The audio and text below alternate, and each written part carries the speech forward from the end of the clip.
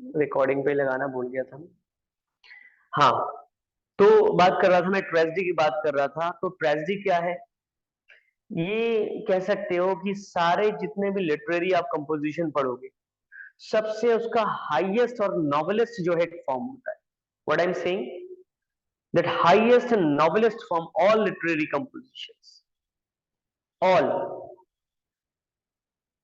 ठीक है, इतना ज्यादा वो होता है कि सारे जितने भी लिटरेरी टर्म्स मैं आपको पढ़ाऊंगा, फॉर्म्स पढ़ाऊंगा कंपोजिशंस के, तो ट्रेजेडी, राइट। काफी बार देखा, जैसे मैं तो बड़ा इमोशनल इंसान हूँ, मैं तो जब भी मूवी देखता था मुझे रोना आ जाता था, बचपन में भी और अब भी ऐसा आ जाता है कभी कभार, ठीक है। तो ट्रेजेडी तो भले हमें रुला देता हो, लेकिन अलग ही बात होती है उसकी, राइट। तो चाहे क्रिटिक्स की बात करें, क्रिटिक्स भी जो है, इवन जो हम लोग एपिक पढ़ते थे, एपिक से भी जो है उसको हायर पॉइंट मानते हैं एक ट्रेजेडी में, यदि प्योर प्योर ट्रेजेडी है तब, ठीक है। होता क्या है कि वो एक गुड स्टोरी भी हो सकता है, एक बैड स्टोरी भी हो सकता है, राइट। ये डिपेंड करता है उसके कैरेक्टर्स पर, ठीक है, और किस तरह की इमोशनल चीजों को, हो सकता है स्पिरिचुअल क्राइसिस डाल दे, हो सकता है इमोशनल टच डाल दे उसमें, तो हो सकता है वो डेथ दिखा दे, कई सारे ऐसे करके चीजें वो डाल सकते हैं उसमें, ठीक है। यदि आप अरिस्टोटल की डेफिनेशंस को देखोगे तो आपको और अलग नजर आएगा वहां पे। वो तो अलग ही कहते थे कि उनके अकॉर्डिंग जो है, जो ट्रेजेडी क्या है, तो वो सीधे सीधे कहते थे कि ट्रेजेडी क्या है कि एक इमिटेशन ऑफ एन एक्शन होता है, जो कि बहुत सीरियस होता है कंप्लीटली, ठीक है। फिर हम बात करेंगे constituent parts of a tragedy, जो मेन चीजें पढ़ाऊंगा जो एग्जाम्स में पूछे जाते हैं। तो ध्यान रखिए, कॉन्स्टिट्यूएंट जो पार्ट्स होते हैं ट्रेजेडी के, वो होते हैं सिक्स, मेनली जो होता है, मेनली सिक्स पार्ट्स होते हैं ट्रेजेडी के। भाई सिंपल, मैंने कहा था tragedy everybody knows about it because we have seen many movies already, we have discussed many, we have read many dramas also, plays also we have read, right? So everybody knows about the tragedy, लेकिन जो उसके questions कौन सा पूछते हैं, तो question tragedy में आता है उसके कॉन्स्टिट्यूंट पार्ट्स उसके ट्रेजेडी के, जैसे प्लॉट, उसका प्लॉट किस तरह का है। जैसे आज भी स्क्रीन ट्रेजेडी शो। वाले स्क्रीन शो नहीं कर रहे हैं अभी, after 5 minutes I will show the screen में, एम आई ऑडिबल और नॉट? Yes sir. हाँ, after 5 minutes I will show down the body. तो क्या होता है, प्लॉट होता है, कैरेक्टर होता है, थॉट होता है, डिक्शन होता है, सॉन्ग होता है, स्पेक्टिकल होता है। इसके बारे में भी मैं बताऊंगा आप लोगों को, ठीक है। तो इस तरीके से सिक्स जो होते हैं उसके पार्ट्स बहुत इंपॉर्टेंट। तो देखो मैं इसलिए बोल रहा हूँ क्योंकि पहले आप सुनकर पहले अभी तुरंत याद कर ले थोड़ा थोड़ा करके, ठीक है। उसके बाद मैं स्क्रीन से आपको एक एक चीज करके पढ़ाऊंगा। तो क्या होता है, plot, character, thought, diction, song, spectacle, इसके बारे में मैं बताऊंगा आगे आप लोगों को। फिर क्या होता है, टाइप्स ऑफ ट्रेजेडी पढ़ाऊंगा मैं आप लोगों को कि किस किस टाइप के ट्रेजेडी होते हैं, ठीक है। जैसे मेनली यदि हम कैटेगराइज करें तो टू कैटेगरी होती है, क्लासिकल ट्रेजेडी होती है, रोमांटिक ट्रेजेडी होती है। जो रोमांस वोमांस उसमें होता है, उसमें ट्रेजेडी होती है, हीरो मर जाता है, हीरोइन मर जाती है, ऐसे करके उसमें, ठीक है। फिर क्लासिकल जो है ट्रेजेडी होती है, जो ग्रीक, आप लोगों ने यदि ग्रीक वाले कुछ चीजें पढ़ी हो तो ग्रीक पैटर्न को फॉलो करता है क्लासिकल ट्रेजेडी, ठीक है। तो ये भी बताऊंगा मैं आप लोगों को। फिर मैं बताने वाला हूं आपको कि जो अदर टाइप्स के ट्रेजेडी भी होते हैं काफी ज्यादा, ठीक है। जैसे हॉरर ट्रेजेडी बोलते, देखा होगा हॉरर मूवी हम लोग देखते हैं ना, तो जितने भी, देखो मैं मूवी का इसलिए एग्जांपल देता हूँ कि आपको उससे बहुत जल्दी से सीख लेते हो आपस में, ठीक है। तो हॉरर जो है ट्रेजेडी भी होती है उसमें, हीरोइक ट्रेजेडी भी होती है, जैसे ड्राइडन ने लिखा था हीरोइक ट्रेजेडी, ठीक है। हॉरर ट्रेजेडी होती है उसमें, जिसमें बहुत ज्यादा वायलेंस दिखाते हैं, क्रूअल्टी दिखाते हैं, मर्डर दिखाते हैं, ब्लड शेड दिखाते हैं उसमें, ठीक है। फिर फिर क्या होता है उसमें, जो ट्रेजेडी का एक हीरो भी होगा उसमें, ठीक है। कभी भी जैसे आप देखोगे कि ट्रेजेडी का जो हीरो दिखाया जाएगा वो एक ग्रेट पर्सनैलिटी को दिखाया था, ग्रेट पर्सन दिखाया जाएगा, या तो वो किंग होगा, या तो प्रिंस होगा, या तो वो नॉर्मली ग्रेट पर्सन होगा, ठीक है। वो उसका उसको उसको हीरा हीरो बनाया जाता है। क्लियर है? तो अब हीरो ऑफ द ट्रेजेडी के बारे में भी बात कर लेंगे। और देखो ट्रेजेडी में से तो 100% आएगा, ट्रेजेडी पूछते ही पूछते हैं, ठीक है, थोड़ा सा लॉन्ग वाला होगा, मैं कोशिश करूंगा कि आज ही खत्म हो जाए इसमें। फिर मैं आपको पहले भी बता चुका हूँ, कुछ इसके इंपॉर्टेंट टर्म्स भी होते हैं ट्रेजेडी से रिलेटेड, जैसे कैथारसिस। ये एग्जाम में पूछा गया कई बार कैथारसिस के बारे में, राइट। जो ह्यूमन हार्ट पर जो कह सकते हो कि ये जो ट्रेजेडी होती है उसका जो इफेक्ट पड़ता है, इस ट्रेजेडी का इफेक्ट ह्यूमन हार्ट पर, मतलब मैंने कहा कि मैं मूवी देखने गया और वहां पे ट्रेजेडी मूवी देखी मैंने, देखकर मेरी आंखों से आंसू आ गए, ठीक है, तो ये क्या हुआ, ये कैथारसिस हुआ, राइट। हमारी हार्ट को क्लीन करती है, ध्यान रखना इसमें, ये पूछा जाता है इसमें कि ये क्लींजिंग किसकी करती है, हार्ट, राइट। हमारी हार्ट की क्लींजिंग करती है जो कैथारसिस होती है, इसके बारे में बताऊंगा। इसका हेमर्शिया पढ़ेंगे हम लोग, ट्रेजिक फ्लो होता है, ट्रेजिक ट्रेड भी कहते हैं इसको, ठीक है। तो बहुत सारी चीजें हम लोग ऐसे डिस्कस करेंगे। तो स्क्रीन देखिए, स्क्रीन, एक्चुअली स्क्रीन में कुछ प्रॉब्लम हो रही थी, वेट।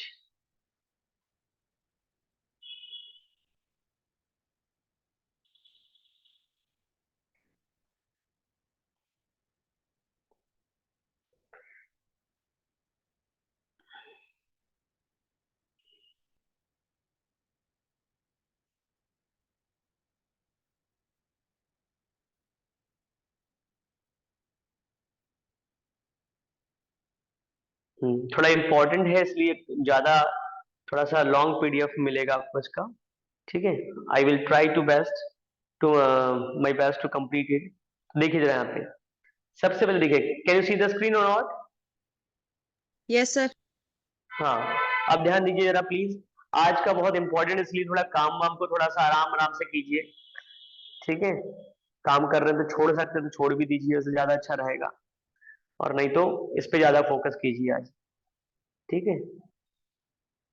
देखिए ट्रेजेडी क्या होता है, play with a sad ending. यदि हम इन शॉर्ट है जो मैं पूरा पढ़ाऊंगा, ट्रेजेडी सबको पता है ट्रेजेडी क्या होती है, एक कॉमेडी, आप खुद ही कह देते हैं कॉमेडी मूवी है, ट्रेजेडी मूवी है। तो भाई ट्रेजेडी कब होगी, play with a sad ending, right. कि इसका यदि सैड एंडिंग है, ठीक है, तो क्या हो गया वो एक ट्रेजेडी हो गया।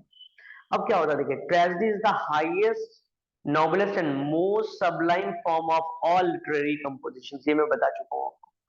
सबसे हाईएस्ट माना जाता है ट्रेजेडी को, राइट। और आप और हम कोई भी मूवी देखे होंगे ट्रेजेडी, आज भी याद रखते होंगे आप उस ट्रेजेडी को कि यार लिटरेरी बहुत ज्यादा जो है इसमें ट्रेजेडी है, ऐसी मूवी थी, ठीक है।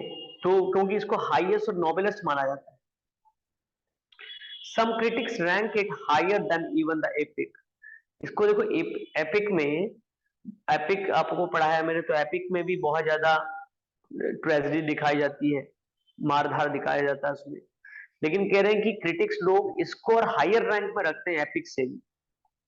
It is the tragic story of a good and great man.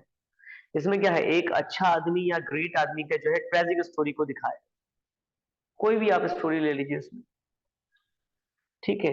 On account of a slight flaw in the character passes through such a harrowing emotional spiritual crisis and finally meets his doom and death, that his tragic end cleanses our heart of all base passions and human frailties.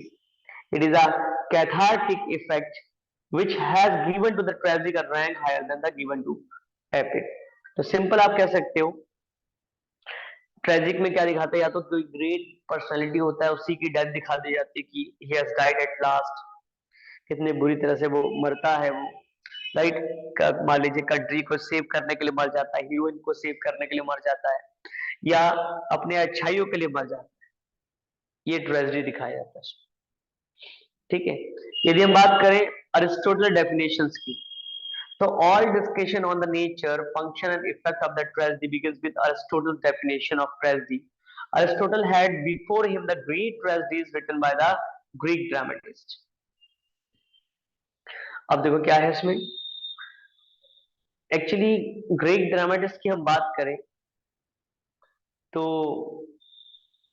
कई सारे हैं, जैसे देखो Aristotle के definition जो हम पढ़ रहे हैं, तो उसमें क्या मिलेगा आपको, ये जो राइटर आपको देखने मिल रहा है, वन टू, ये थ्री, राइट।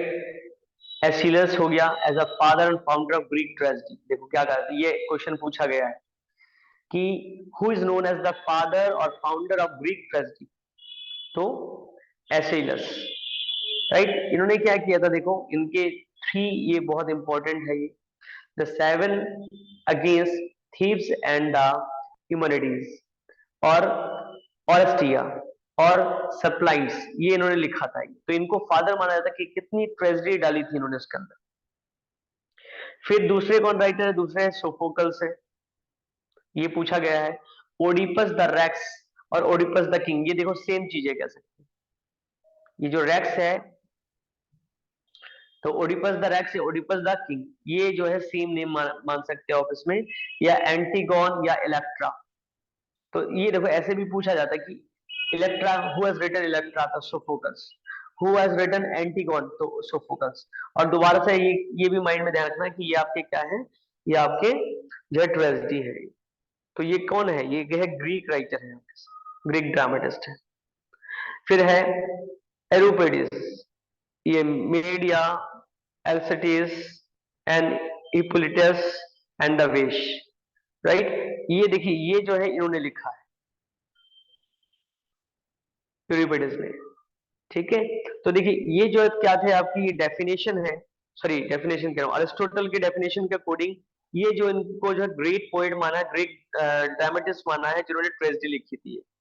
तो मैंने आपको बताया कि एग्जाम में कैसे पूछा जाएगा, ऐसे नहीं पूछेंगे कि अरिस्टोटल की डेफिनेशन में कौन था, ये सब नहीं पूछते कुछ। बस इसमें पूछ लेंगे कि इसमें से ग्रीक ड्रामेटिस्ट कौन है, ट्रेजेडी ड्रामेटिस्ट कौन है ग्रीक के। तो आपको तीनों नेम याद है तो उसमें से कर लोगे।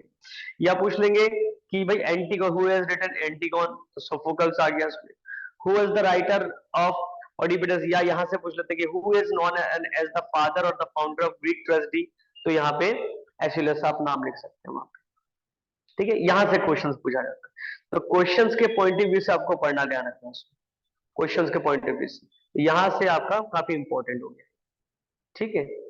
आगे देखिए, Aristotle drew some common characteristics from these great tragedies, and on their basis evolved his own definition and theory of tragedy. He says, tragedy is an imitation of an action.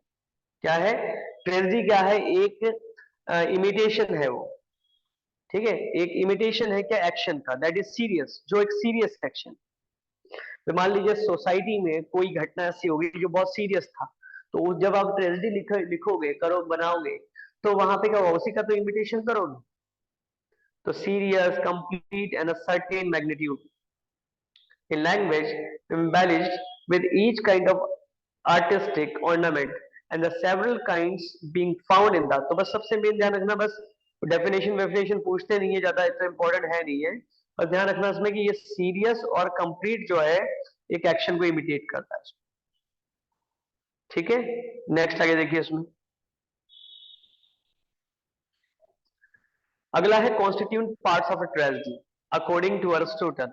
There are 6 constituent parts of tragedy. ये है, देखो यहां से exam में पूछा गया, ठीक है। तो जहां मैं कहूं कि इसमें से पूछा गया है, उसको ज्यादा आप हिंदी में मतलब इंग्लिश में ध्यान रखिएगा। जैसे plot, character, thought, diction, song और स्पेक्टिकल, ठीक है। तो यहाँ पे एक शॉर्ट फॉर्म बना है पीसी, टीडीएस, टीडीएस और एस, ऐसे करके आप याद कर सकते हो, ठीक है।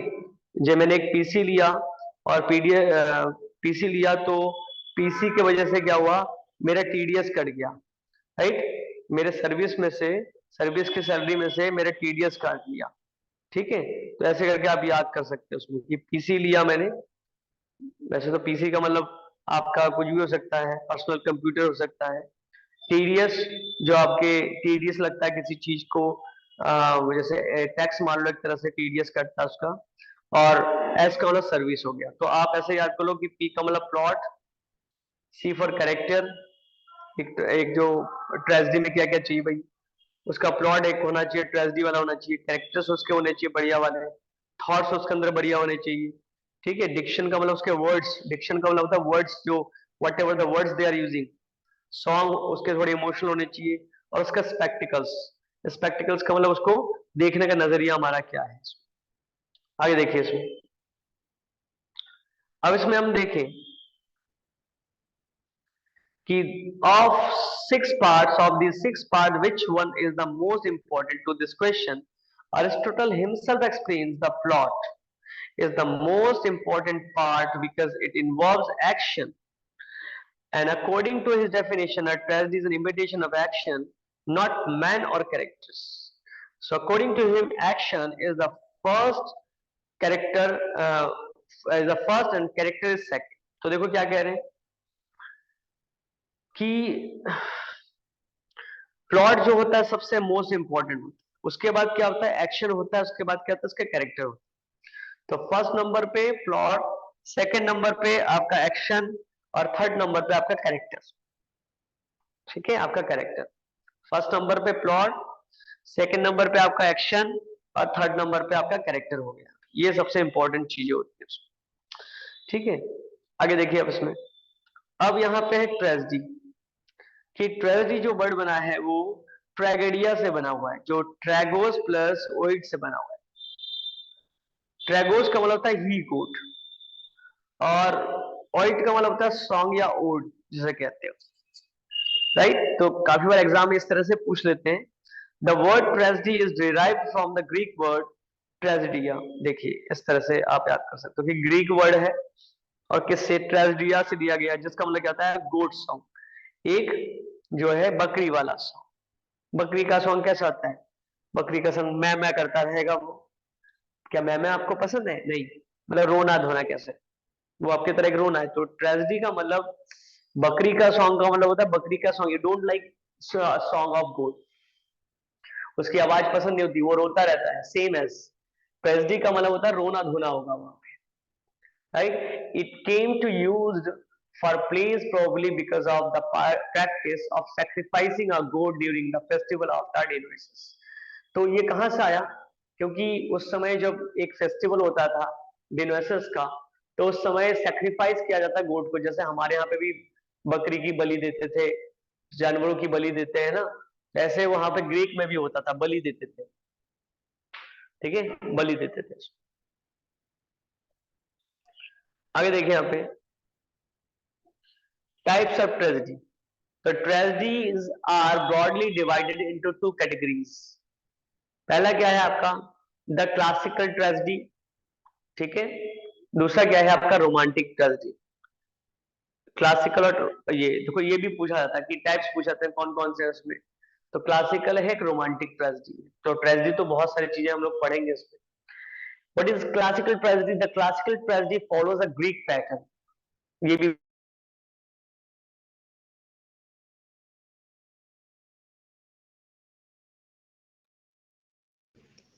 कौन सा ट्रेजेडी होता है जो ग्रीक पैटर्न को फॉलो करता है, तो वो है classical tragedy. The classical tragedy follows the Greek pattern, right. आगे है there are many characteristics of Greek pattern. तो कह रहे ग्रीक पैटर्न के बहुत सारे कैरेक्टरिस्टिक्स है। पहला क्या है the observance of the 3 dramatic unities of time place and action. ध्यान रखना है, टाइम प्लेस एंड एक्शन। भाई अब ट्रेजेडी आप देखने गए हैं, मान लीजिए क्लासिकल ट्रेजेडी तो बहुत ज्यादा, उसमें कह रहे हैं कि ड्रामेटिक यूनिटीज होती थी। तो देखिए कि किस टाइम वो ट्रेजेडी हो रही है, मतलब रोना धोना चल रहा है, उसका टाइम क्या है, प्लेस कहाँ पे हो रहा है, और जब वो रोना धोना हो रहा है तो उसमें बाकी सबका एक्शन कैसा है।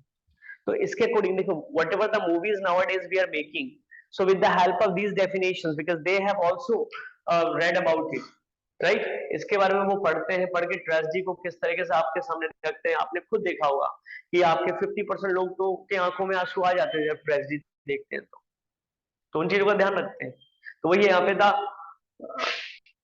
the observance of the 3 dramatic unities of time, place and action। time, place और action बहुत इंपॉर्टेंस रखता है उसमें, राइट। कि किस टाइम हो रहा है, वो कहाँ पे हो रहा है, कौन से, मान लीजिए कौन सी जगह पर हो रहा है, वो जैसे मूवीज में दिखाते हैं, और वहां पे बाकी सबका एक्शन कैसा है। ठीक है, the employment of the coarse who explains what happens of the stage and further to explain the moral behind the various stages of the plot तो special characteristic of the Greek pattern, तो ये वाला second वाला point तो इतना important नहीं। आगे देखिए, आगे है two special characteristics of Greek pattern. क्या है देखिए, classical tragedy typically have one main character protagonist. ये एग्जाम में पूछा गया कि देखो प्रोटैगोनिस्ट क्या होता है, तो प्रोटैगोनिस्ट होता है मेन कैरेक्टर, राइट। जैसे आप लोग मूवी देखते हैं ना, तो मूवी में एक मेन कैरेक्टर होता है, तो उस मेन कैरेक्टर को क्या बोलते हैं, हम प्रोटैगोनिस्ट बोलते हैं। जो क्लासिकल ट्रेजेडीज में इसको ये स्टार्ट किया गया था, so that is known as protagonist specially, right. तो आजकल तो नॉर्मल स्टोरीज में भी हो जाता है कि the person who is main character ही और she will be known as the protagonist there. The protagonist is typically from a wealthy and noble family. जो उसका मेन कैरेक्टर होता था, जो ये क्लासिकल हम बात कर रहे हैं, क्लासिकल जो ट्रेजेडीज होती थी उसकी बात कर, तो उसमें क्या होता था, जो प्रोटैगोनिस्ट होता था, मतलब मेन कैरेक्टर होता था, वो क्या होता था, टिपिकली वो एक वेल्दी या नोबल फैमिली से होता था, कि बहुत पैसे वाली फैमिली से होता था। Protagonist is usually a noble and heroic character, और वही हीरो होता था। लेकिन होता था क्या था, लास्ट में उसको एक ट्रेजिक फ्लो मिलता है उसको, ठीक है।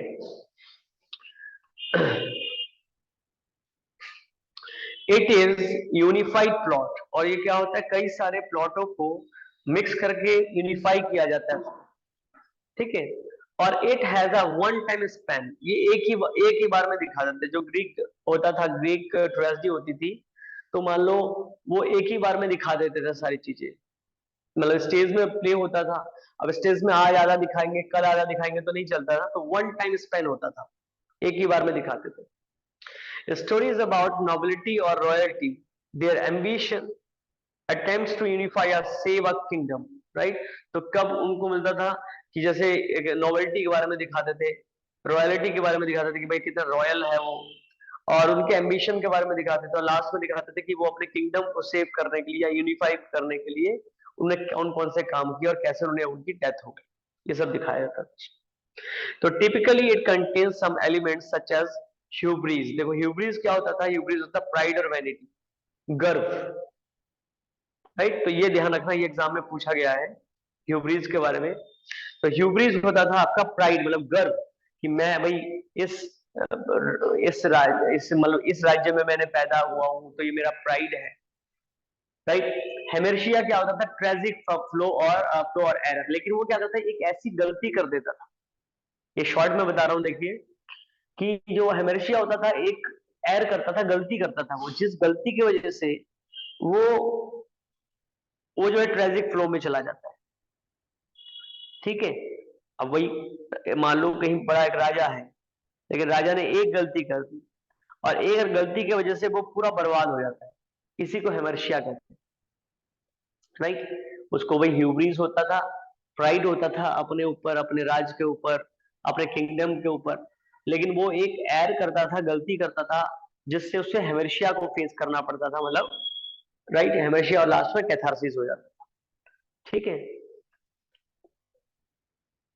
ये आगे मैं बताऊंगा आप लोगों को डिटेल में, थोड़ा थोड़ा बता रहा हूँ फिलहाल, आगे डिटेल में बताऊंगा। अब देखिए, यदि हम एग्जाम्पल की बात करें, तो देखिए एग्जाम्पल में क्या आता है, इसमें इसमें आपका ओडिपस एंड रेक्स, राइट, जो सोफोकल्स ने लिखा है, एंटिगोन वो भी सोफोकल्स ने लिखा है, मेडिया जो यूरिपिडीज ने लिखा है, हेमलेट आपने सुना होगा, जरूर पढ़ा होगा, विलियम शेक्सपियर ने लिखा है, ठीक है। तो ये जो हेमलेट आप लोगों ने पढ़ा है, उसमें विलियम शेक्सपियर का, तो ये क्या है, ये क्लासिकल जो ट्रेजेडी है उस पर बेस्ड है, ठीक है। अब आगे देखिए इसमें, अब ये जो मैं भी बात कर रहा था कैथारसिस हेमर्शिया, उसके बारे में डिटेल में यहाँ से एग्जाम में जरूर पूछते हैं, ठीक है। तो देखिए यहाँ जो मैंने बता रखा कि ये ट्रेजिक फ्लो होता है, एरर होता है, प्राइड होता है, ऐसे करके याद करोगे तो आपको ज्यादा नहीं पढ़ना पड़ेगा। देखिए some important terms related to the tragedy. अब इससे इंपॉर्टेंट टर्म्स कौन कौन से, एक कैथारसिस, एक हेमर्शिया। कैथारसिस क्या होता है, it refers to the effect of the tragedy on the human heart. Catharsis means cleansing of the heart from the harder passions by arousing the feelings of the fear and pity. Pity का मतलब pathos, Daya. Through the sufferings and the death of the tragic hero, the catastrophic end of the tragedy leaves the reader or the spectator in the state of calm of mind and all passion spent. अब देखिए क्या होता है, सबसे main देखिए catharsis क्या होता है। कैथारसिस को आप इन शॉर्ट कहो कि जो भी ट्रेजेडी होती है उसका जो इफेक्ट पड़ता है, राइट, ह्यूमन हार्ट पर, मतलब मैं देख रहा हूँ उस ट्रेजेडी को, मैंने देखा और देखकर मुझे रोना आ गया, मुझे रोना आ गया, तो मेरे हार्ट पर, जो मेरे ह्यूमन हार्ट पर उस ट्रेजेडी का इफेक्ट पड़ा, इसी इफेक्ट को हम कैथारसिस कहेंगे। और कैथारसिस का मीनिंग क्या होता है? मीनिंग होता है cleansing of the heart.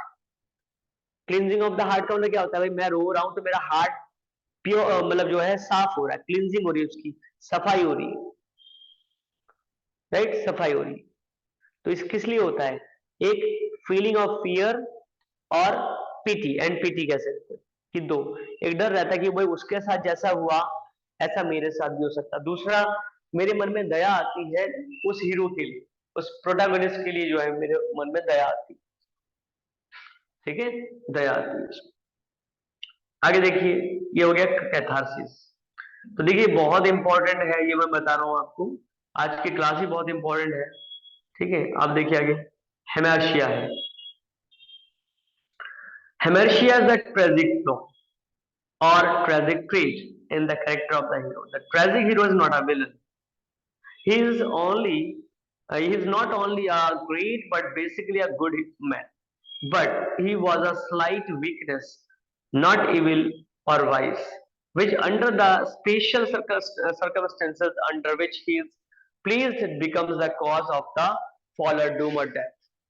Thus, Hamartia is the fatal flaw in the character of the hero. अब देखिए हेमर्शिया क्या है, हेमर्शिया को मैंने ऊपर भी बता दिया था आपको, देखिए ये देखिए, हेमर्शिया का मतलब गलती, इससे आप याद रखिएगा शॉर्ट में, राइट। हेमर्शिया का मतलब होता है गलती। उसने, भाई वो वेल्दी फैमिली से होता था, लेकिन उसके लाइफ में वो एक ऐसी गलती कर बैठता है जिससे जो उसका पूरी लाइफ बर्बाद हो जाती है, ठीक है, लाइफ बर्बाद हो जाती है। तो देखिए इसमें क्या है, ये है हेमर्शिया द ट्रेजिक फ्लो, एक फ्लो चलता है उसके लाइफ में उस समय, कि वही गलती कर रहा है, एक गलती की वजह से वो कितनी सारी गलतियां करता है, या एक झूठ बोलता है तो सर कितने सारे झूठ बोलता है। तो यही ट्रेजिक फ्लो और ट्रेजिक ट्रेट है in the character of the hero. The tragic hero is not a villain. तो समझ आ गया इसमें? तो आपको इन शॉर्ट भी आप याद रख सकते हो, इन शॉर्ट भी, ठीक है, ज्यादा अच्छा रहेगा। आगे देखिए इसमें, अगला है peripeteia, means sudden change in the future और पोजिशन ऑफ द हीरो। अब देखो क्या हुआ कि हीरो है वो स्टोरी का, और उसने एक ऐसी गलती कर दी जिससे उसके लाइफ में एक सडन चेंज आएगा। हो सकता है वो उसका फ्यूचर इफेक्ट करे, हो सकता है उसमें जो जिस पोजीशन में था वहां से वो जाता है, हो सकता है वो सबके लिए अच्छा हो और गुड से बैड बन जाए, हो सकता है वो हाई से लो में आ जाए, ठीक है, इस तरह से चेंजेस आते हैं। The fortune of the tragic hero suddenly changes from good to bad और high to low on account of the hamartia or the fatal flaw in his character. Peripecia produces the feelings of fear and pity in the heart of the reader or the spectator. This is called the reversal of fortune.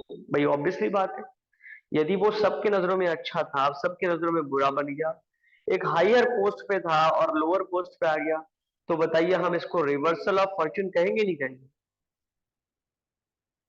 नहीं, जो उसने गलती की थी, गलती की थी हेमर्शिया, जो उसने की गलती की, राइट, उससे क्या हुआ, उसके उसके लाइफ में एक परिपेशी आया, मतलब एक उसका सडन चेंज आ गया उसके लाइफ, राइट, सडन चेंज आ गया उसमें। आगे देखिए, आगे इसके बाद catastrophe, the final end of the tragedy is called catastrophe. मैं पहले बता चुका था आप लोगों को ड्रामा के स्टार्टिंग में कि यदि उसका एंड ट्रेजेडी वाली हो रही है उसमें, उसका एंड, तो the final end of the tragedy is called catastrophe. At this point, the hero or the heroine or both meet their tragic death. Last में हीरो, या तो हीरो मर जाएगा या तो हीरोइन मर जाएगी या तो दोनों मर जाएंगे। On their death the curtain falls, और उसके जैसी डेथ होती है ऐसे ही जो है दोनों की जो है डेथ होने के बाद कर्टेन अपने आप ले जाते हैं। तो कोई मुझे बता सकता है कौन सा ड्रामा आपने पढ़ा जिसमें ऐसा होता है, लास्ट में जो हीरो हीरोइन दोनों मर जाते हैं, कौन सा ड्रामा आपका है? Romeo and anyone? Juliet. Romeo and Juliet, very good. Romeo and Juliet, right. बहुत ज्यादा नाम भी सुना होगा आप लोगों ने, और रोमियो एंड जूलियट जरूर एक बार समरी देखिएगा ना, कम से कम पता लगेगा कि भैया रोमियो और जूलियट जो हम लोग मूवीज में सुनते हैं तो वो वास्तव में एक बुक भी थी, किसी ने लिखी है। तो बताइए, देखिए कैटेस्ट्रॉफी है ही नहीं, बताइए दोनों के दोनों, राइट। हम लोग जनरली क्या बोलते हैं ना कि जैसे कोई मूवी देखने जाते हैं हम लोग, व्हाट वी से, if at the end hero and heroine they have died so that movie is not good, no। ये एक्चुअल में जो हम लिटरेचर इंग्लिश का पढ़े हैं तो इंग्लिश लिटरेचर का ही डालते हैं, ठीक है। हालांकि हिंदी लिटरेचर के से भी डालना चाहिए, हिंदी लिटरेचर में बहुत ट्रेजेडी है, ऐसा नहीं, right. Now see after that what they have given, recognition। In a tragedy, the hero remains in a state of deception or illusion to a great extent. The hero gradually emerges from the state of illusion, but by that time, the unhappy developments and situation have gone beyond his powers, and he cannot rectify them. Now he can do nothing but repent that he remained in an illusion so long. This realization of his folly or realization of his truth, reality is technically called recognition. This recognition intensifies his emotional, moral and spiritual crisis. अब ये recognition का मतलब, recognize का मतलब है पहचानना, तो किस चीज को पहचानता है वो? तो क्या करता है कि जब वो ट्रेजेडी होती है उसकी लाइफ में, प्रॉब्लम चालू हो जाती है, तो वो एहसास करता है यार मैंने बहुत सारी गलतियां की, बहुत सारी गलतियां, मुझे ये गलती नहीं करनी चाहिए, ठीक है। बहुत सारी गलतियां की वो रियलाइज करता है, अपने अपने जो बेवकूफी पर जो है करता है, ठीक है। तो किसी को याद है ऐसे करके कोई भी ड्रामा जिसमें वो उसका ट्रेजिक एंड होता है और वो लास्ट में अपनी गलतियों को एहसास करता है? ओथेलो। ओथेलो। ओथेलो, क्या हुआ था बताइए उसमें? ओथेलो ने अपनी वाइफ जो डेस्टिमोना थी ना उस पे शक किया था। वो एक्चुअली हाँ। रेशियल डिस्क्रिमिनेशन उसका उसको ये था कि मैं मतलब वो मोर था ना कहाँ का, हम्म। तो इयागो मतलब उसका जो फ्रेंड था कैसियो और हम्म। इयागो, इन सब ने जो है प्लानिंग करी थी। हम्म। तो फिर बाद में मतलब उसने अपनी वाइफ को मतलब उसको किल कर दिया था। फिर बस जब लास्ट में उसको रियलाइज होता है, क्या नाम है, एमिलिया जिसको बताती है जब स्टोरी, तो बाद में उसको रियलाइज होता है, फिर बाद में वो खुद को भी वो मतलब वो भी मर जाता है लास्ट में, ओथेलो भी मर जाते हैं।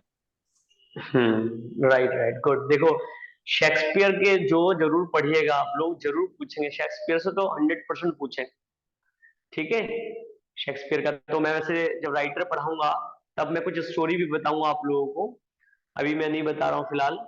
तो गुड, तो देखिए इस तरीके से आपको ध्यान रखना है। अभी हम लोग तो ड्रामा पढ़ रहे हैं कि ड्रामा में ये होता है, ये सारी चीजें होती है, कैटास्ट्रॉफी होती है, रिकग्निशन होती है। तो ये जो रिकग्निशन है मतलब रियलाइजेशन कह सकते हैं, अपने गलतियों का एहसास करना।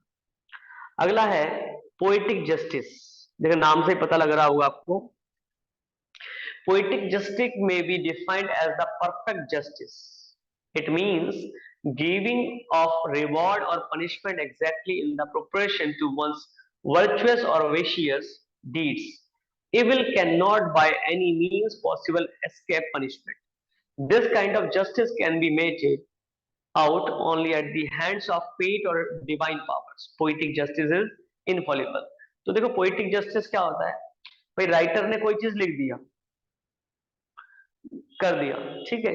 अब यदि कोई विलन था तो उसको दिखाता कि वे बुरा आदमी था तो उसको मार दिया, या कोई हीरो भी था तो उसने कुछ गलतियां कर दी, एर कर दिया, उसने गलतियां कर दी, उसने उसके वजह से भी जो है उसकी लाइफ में प्रॉब्लम आई और लास्ट में उसकी भी डेथ हो गई। तो पोएट ने यदि एक बढ़िया तरीके से उसका एंड दिखाया तो उसको हम पोएटिक जस्टिस कहते हैं कि as a poet, as a writer, he has done the justice with that. चाहे उसको वो पनिशमेंट दिया हो, चाहे किसी को रिवॉर्ड दिया हो, राइट, रिवॉर्ड दिया हो, डिवॉर्ड का मतलब होता है कि भाई कोई किसी से बहुत प्यार करता था, करती थी, तो लास्ट में उससे उसकी शादी हो गई, भले वो गरीब घर से थी, तो उसका रिवॉर्ड मिल गया उसको ना, रिवॉर्ड मिल गया।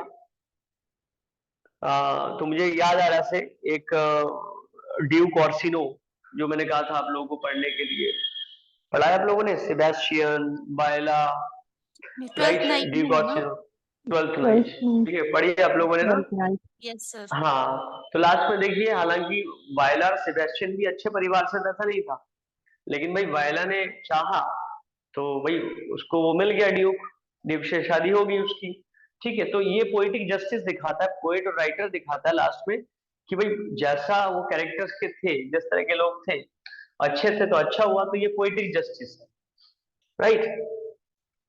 काफी बार हम लोग मूवी देखते हैं या कोई ड्रामा पढ़ते हैं, कहते हैं यार ऐसा नहीं होना चाहिए था, ये तो ज्यादा कुछ हो गया उसके साथ, इतना बुरा नहीं होना चाहिए था, ठीक है उसने गलती की लेकिन इतना कुछ नहीं होना चाहिए। तो इसका मतलब क्या हुआ कि हमें लग रहा है कि भाई राइटर ने उसके साथ जस्टिस नहीं किया, तो वो पोएटिक जस्टिस नहीं है वहां, समझ रहे ना, वहां पोएटिक जस्टिस नहीं है। ठीक है, आगे देखिए, आगे है सॉलिलॉक्यू, ये भी मैं बता चुका हूँ आपको, सॉलिलॉक्यू के बारे में पहले हम डिस्कस कर चुके हैं, दोबारा बता रहा हूँ मैं आपको। Soliloquy is a dramatic device. It literally means talking to oneself. ये देखो, it may be defined as loud thinking. A character on the stage may be contemplating some secret thoughts or making some plan in his mind, but he thinks or contemplates so loudly that the audience can hear his thoughts. But other characters present on the stage are not supposed to hear him. This is very artificial, but it is a dramatic device for which there is no alternative. देखो क्या होता है, सोलेक्यू का मतलब होता है खुद से बात करना, समझ रहे हो। मान लो कि आप जैसे सीरियल देखते हो, मूवी देखते हो, या कोई ड्रामा पढ़ रहे हो, तो ड्रामा में एक कैरेक्टर ऐसा होता है ना, वो अपने आप से बात करता होता है, अरे यार समीर, ठीक है, तुझे ऐसा करना है, वैसा करना है, ठीक है, छोड़ना मत उसको। अब देखो, मन मन में वो समीर कह रहा है स्टेज पे, लेकिन उसको आप as a reader, as a spectator, as a audience आप उसको सुन पा रहे हैं, उसके मन में जो चल रहा है, क्योंकि राइटर चाहता है कि आप सुनो, राइटर चाहता है कि सुनो, तो आपके मन में आते हैं यार समीर अच्छा आदमी नहीं है, is a wrong guy, right, he is going to do bad things with you, right, he is going to kill you, ऐसे करके आपके माइंड में आता है, आप हीरो के पेशे को जो फेवर में आ जाता है कि यार समीर से बचना, समीर बहुत खराब है, राइट, इस तरह से आपके माइंड में आ जाता है। तो इसी को हम लोग सोलिलॉक्यू कहते हैं, talking to one's one's own self और लाउड थिंकिंग, और हो सकता है मैं बोलूं ना, लेकिन मैं जोर से सोचूं उस प्लान को अपने माइंड में, क्योंकि राइटर चाहता है कि ऑडियंस सुन ले, तो वो उसको मन में इतना तेज सोचेगा कि आपको सुनाई देगा। होता है सीरियल में भी, आजकल मूवीज में भी ऐसा करते हैं लोग, सोलिलॉक्यू का बहुत यूज करते हैं, ठीक है, तो वही आपका सोलिलॉक्यू होता है। ठीक, आगे देखिए, आगे है aside. Aside may be defined as a very short soliloquy. In the aside, a brief passing thought or feeling is expressed so loudly that the audience can hear it directly addressed to the audience. अब देखो ये वाला सबसे जो difference है ये कि sir aside और soliloquy में क्या फर्क है, आपने तो यहाँ बताया aside may be defined as a very short soliloquy, मतलब soliloquy और aside सेम चीजें होती है। तो फर्क क्या होता है, फर्क ये होता है कि वो डायरेक्टली एड्रेस नहीं करता सोलिलॉक्यू में, लेकिन यहाँ पे एसाइड में वो डायरेक्टली एड्रेस करता ऑडियंस को। काफी सारे मूवीज में देखा होगा, कैमरे के सामने आएगा कैरेक्टर और बोलेगा देखिएगा कि आगे क्या होने वाला है, ठीक है, हाँ राजा और रानी क्या करने वाले, तो डायरेक्टली वो आपको बता रहा है, तो वो असाइड हो गया, क्योंकि वो directly address to the audience है। लेकिन सोलिलॉक्यू में एड्रेस नहीं था डायरेक्ट, वो तो चुपचाप अपने मन में कह रहा था, चुपचाप सोच रहा था, राइट, और आपने सुन लिया। हम रीडर तो, राइटर तो चाहता ही था कि सुने हम उसको, ठीक है। अब आगे देखिए इसमें, there are 3 dramatic unities, unity of time, unity of place, unity of action, ये मैं पहले बता चुका हूं आपको। These unities were prescribed and practiced by the Greek dramatists. They were meant to give the action on the stage or a sort of semblance or to life. अब ये क्या होता है, देखिए यूनिटी ऑफ टाइम किसे कहते हैं,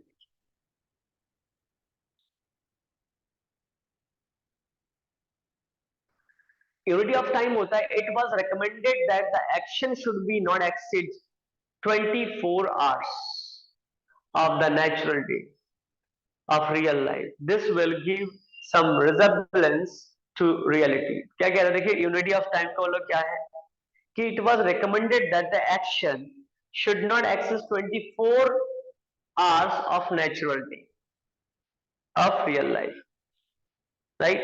जैसे क्या होता था, मान लीजिए कि आपको कोई ड्रामा दिखाया जा रहा है वहां पे, जिससे वो एक्शन होगा, वही पहले तो स्टेज में होता था, कोई मूवीज में होता था तो नहीं था।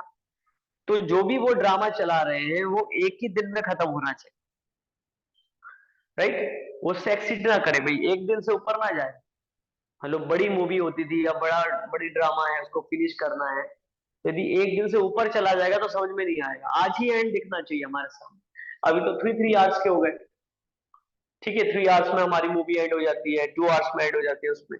तो यही है कि भाई पहले स्टेज में परफॉर्मेंस होता था तो वो फ्लो बिगड़ जाएगा ना। आपको मैंने दिखाया उसमें, अरे क्या होने वाला है, क्या होने वाला है उसमें, तो एंड ही आज दिखा दूंगा तो वो खत्म हो जाता है सारी चीजें। तो कह रहे हैं कि आज ही दिखाइए उस एंड को, आज ही दिखाइए। तो ये होता है यूनिटी ऑफ टाइम का ध्यान रखते थे बहुत ज्यादा, ठीक है। तो हम पढ़ भी चुके हैं कि 3 3 hours का बनने लगा था वो। आगे देखिए, आगे है unity of place. It was recommended that the scene of action should be confined as far as possible to one place only. The scene should not be frequently shifted to distant places.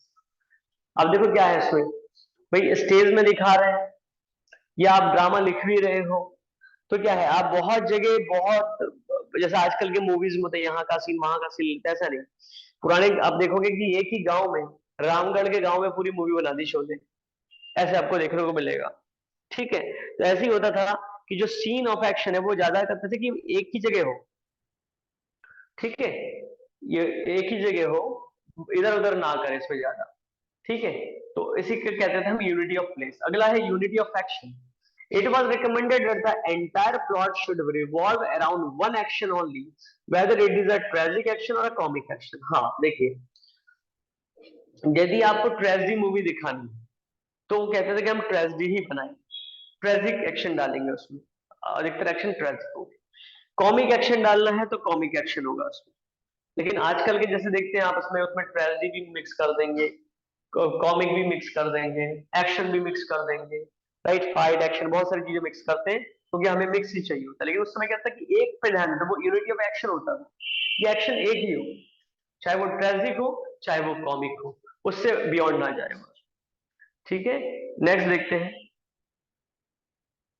अब हम बात करते हैं romantic tragedy. अब तक हम classical tragedy की बात कर रहे थे, अब रोमांटिक ट्रेजेडी, नाम से ही पता लग रहा होगा आपको उसमें। The romantic tragedy are not strictly bound by this Greek convention. They enjoy full freedom to make their tragedies as effective as possible by the power of their imagination and dramatic skill.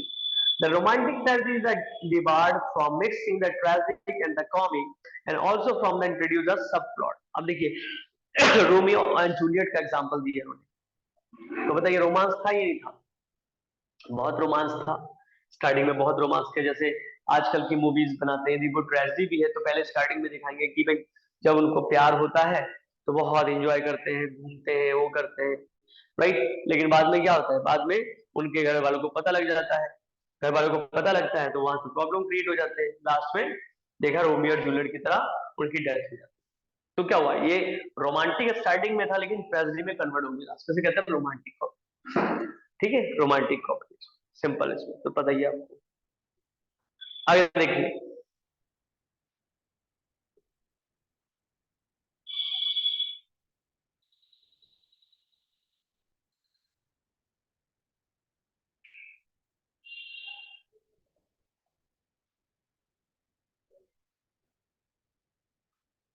हाँ देखिए इसमें other types of tragedy, जैसे horror tragedy है या tragedy of blood भी कहते हैं इसको, ध्यान रखना, हॉरर ट्रेजेडी और ट्रेजेडी ऑफ ब्लड।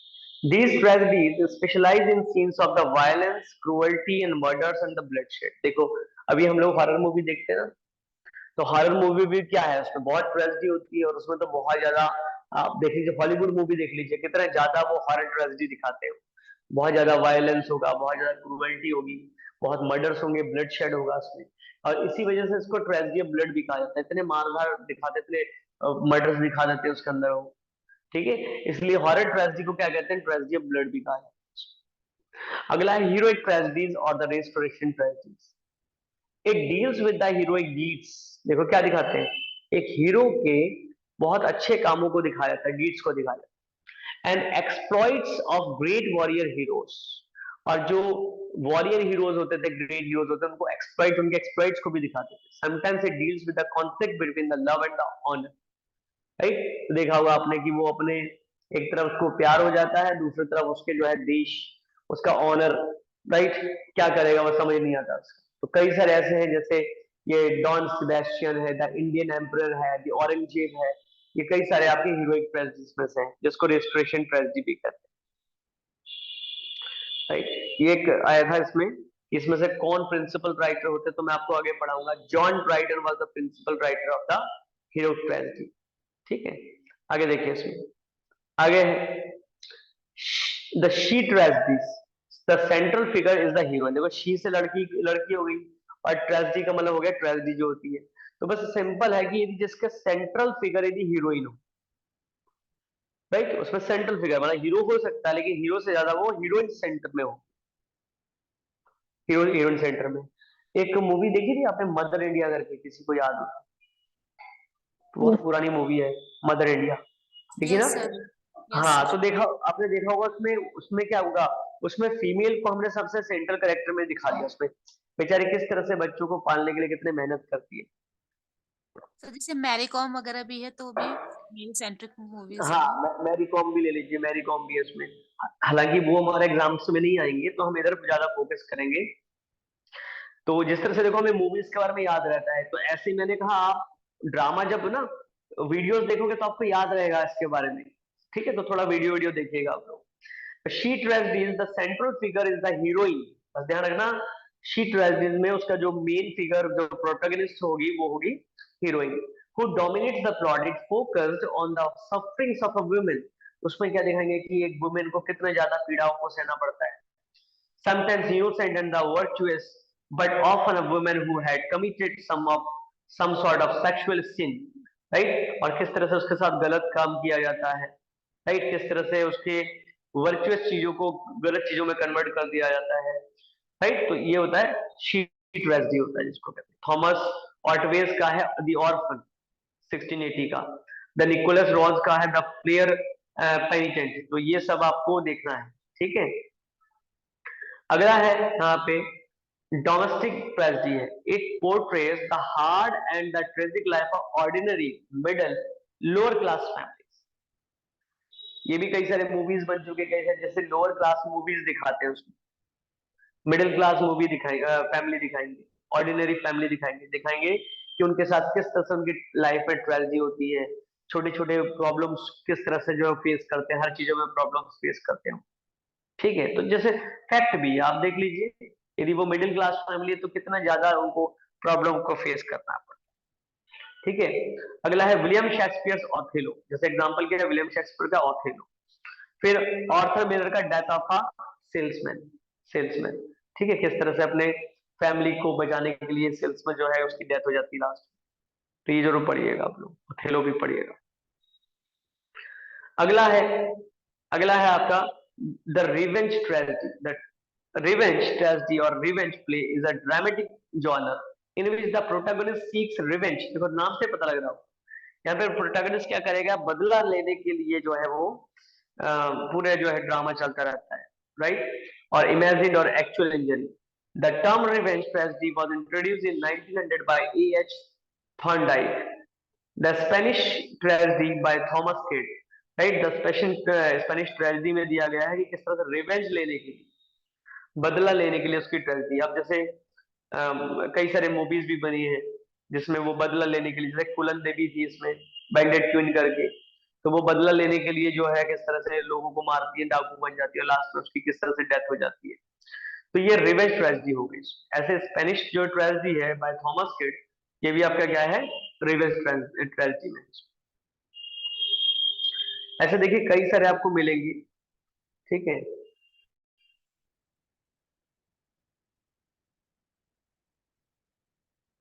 इसमें मैंने ऐड नहीं किया अभी सारा, ठीक है। तो उसमें देखिए एक गोरबुडक करके है, बहुत है वैसे, इसको ये कल भी चलेगा, ठीक है, कल भी चलेगा क्योंकि ये बहुत इंपॉर्टेंट है। तो मेन मेन चीजें मैं बता चुका हूँ आपको, तो हम लोग बात करेंगे इसमें। तो देखिए गोरबुडक है, गोरबुडक क्या होता है, the tragedy of Ferrex and पोरेक्स भी कहा जाता है, गोरबुडक का जो दूसरा नाम है। एग्जाम में काफी बार इस तरह से दिया था, tragedy of Ferrex and Porrex करके दिया है। तो ये क्या है, the first regular tragedy in English written, right. ये फर्स्ट जो है रेगुलर ट्रेजेडी थी इंग्लिश में, इसको कब लिखा गया था, 1561 में। और पब्लिश कब हुआ था स्टेज में, मतलब स्टेज में परफॉर्म कब किया गया था, 1562 में, नेक्स्ट ईयर, राइट। राइटर कौन थे इसके, थॉमस सैकविल, ठीक है। थॉमस सैकविल जो है इसके राइटर थे, जो 2 एक्ट्स लिखा था इसके। और बाकी एक और राइटर है थॉमस नॉर्टन, यहाँ पे राइटर की स्पेलिंग गलत है, इसको सही कर लीजिएगा। तो यहाँ पे क्या 3 एक्ट्स लिखा था यहाँ पे थॉमस नॉर्टन ने। तो देखिए 2 राइटरों ने मिलकर लिखा था। तो गॉर्बुडक कौन थे, ये इंग्लैंड के राजा थे। फेरेक्स कौन थे, फेरेक्स उनके बड़े लड़के का नाम। पोरेक्स कौन थे, पोरेक्स उनके छोटे लड़के का नाम। और वेडेना जो थी, क्वीन थी, गोरबुडक की वाइफ, ठीक है, गोरबुडक की वाइफ। तो देखो जब आप इसको देखोगे तो आपको ऑटोमेटिकली याद रहेगा सारी चीजें, ठीक है। ऐसे देखिए, ऐसे है आपका क्रिस्टोफर मार्लो, ये तो बहुत ही इंपॉर्टेंट नाम है। जैसे ही मैं ट्रेजेडी का नाम लूंगा तो आपको सबसे पहले इन्हीं का नाम याद रखना चाहिए। क्यों, first great pre Shakespearean dramatist. एक तो ये first great pre Shakespearean dramatist है, दूसरा क्या है, he has written only tragedy. ये एग्जाम में पूछा गया कि कौन से वो राइटर थे who has written only tragedy, जिसने कॉमेडी लिखी नहीं, जिंदगी में जो भी लिखा इन्होंने क्या किया, क्रिस्टोफर मार्लो ने, वो सिर्फ ट्रेजेडी लिखी। जैसे Tamburlaine, the great Edward second, doctor Faustus, the Jew of Malta, the tragedy of Dido, queen of Carthage. तो ये सब उन्होंने लिखा था, ठीक है, ये उन्होंने लिखा था इसमें। क्रिस्टोफर मार्लो का काफी बार पूछा गया है इसमें कि who is the writer here who has written only the tragedies, इस तरह से। या टिम्बरलाइन किसने लिखा है, तो क्रिस्टोफर मार्लो। डॉक्टर फॉस्टर्स किसने लिखा है, Christopher Marlowe. Jew of Malta किसने लिखा है, क्रिस्टोफर मार्लो। तो इस तरीके से भी आप याद कर सकते हैं, बहुत इंपॉर्टेंट है क्रिस्टोफर मार्लो, ठीक है, क्रिस्टोफर मार्लो। अगला है थॉमस किड। थॉमस किड ने क्या लिखा है, द स्पेनिश ट्रेजेडी, ये मैंने ऊपर बताया भी था, ठीक है, स्पेनिश ट्रेजेडी। तो देखिए इसमें अभी काफी है, बहुत कुछ बताना है, इसलिए पहली बार मैं आपको एक होमवर्क दे रहा हूँ, ये आप लोग स्क्रीनशॉट ले लो, ठीक है। कल हालांकि वो है, क्या है कल, कल है धनतेरस। धनतेरस है। तो क्लास तो चलेगी, तो कोई दिक्कत तो नहीं किसी को।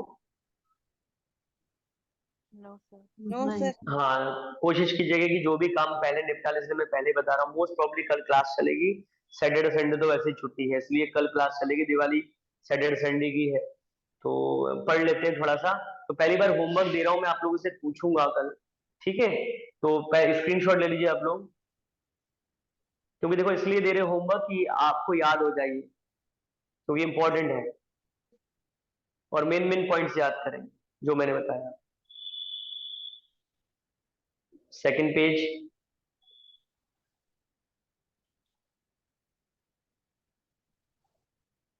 नेक्स्ट पेज,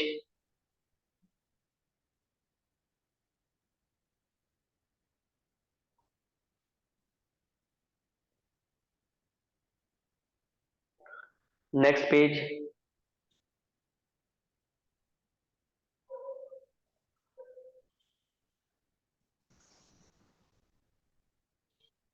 नेक्स्ट पेज,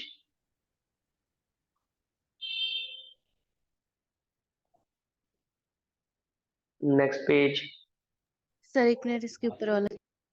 इसके ऊपर वाला, वेट, यहां से लीजिए।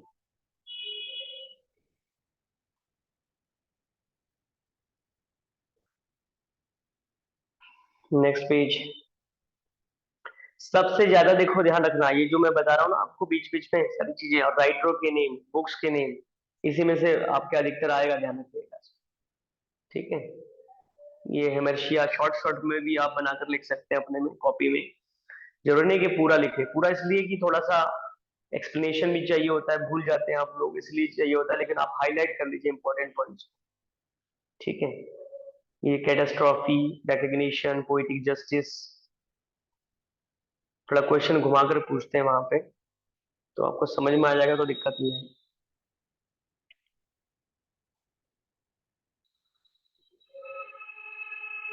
जैसे सॉलिडारिटी साइड में है तो मैंने लिख दिया ब्रैकेट में directly adjust to the audience, तैसे याद रखोगे आप उसमें।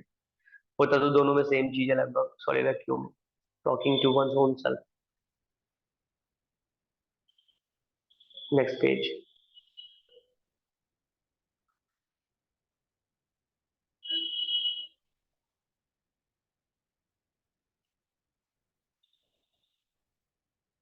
Next page.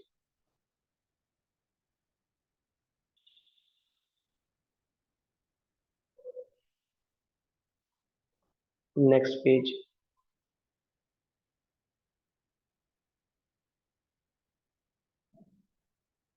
Next page.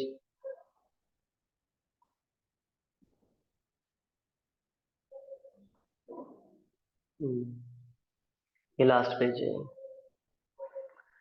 ठीक है, तो कल भी यही टॉपिक चलेगा, तो कल एक टेस्ट ले लेंगे आपका, कह सकते हो ओरल टेस्ट, ठीक है, पढ़ाने के बाद लेकिन।